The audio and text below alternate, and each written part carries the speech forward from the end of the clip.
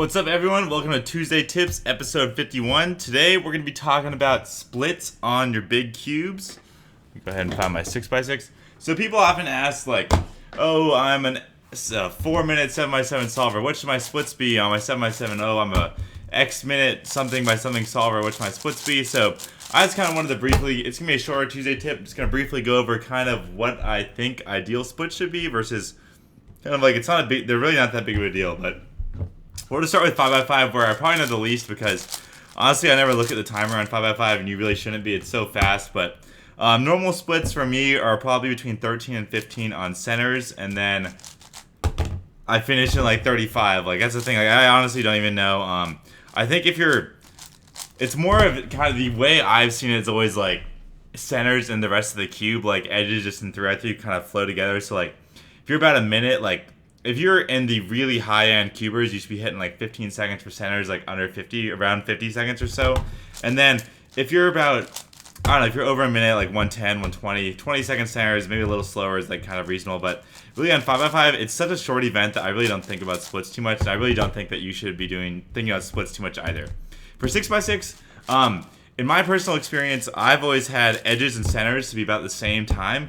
But you have to take that with a grain of salt because I'm significantly better at centers relative to my edges.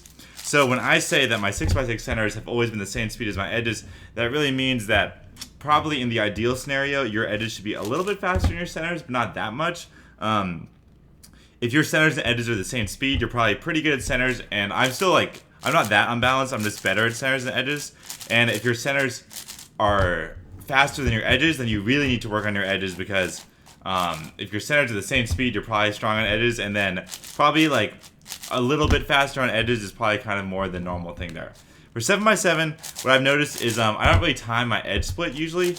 I don't really look at it. It's more of centers and then the rest of the solve. So for me, I found that centers take about 50% of the entire solve time. So if I get 102 centers, I'd expect a 2 minute and 4 second solve. 115 goes to 230 and stuff like that. For 7x7 especially, I am way better at centers than edges. Well, actually not especially. I think I'm getting better at edges, but again, if you're comparing your times to me, then that means that you got to kind of be thinking about, like, Kevin is much stronger on centers. So if my centers are half my solve time, I'm probably a strong center solver. I should really think about more about my edges.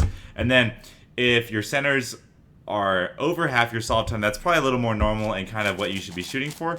But I just kind of wanted to give you my kind of experience with my personal splits. So that's really the whole video for today, just kind of going over my splits and kind of how, obviously, my style of solving with faster centers is going to affect that. And, yep.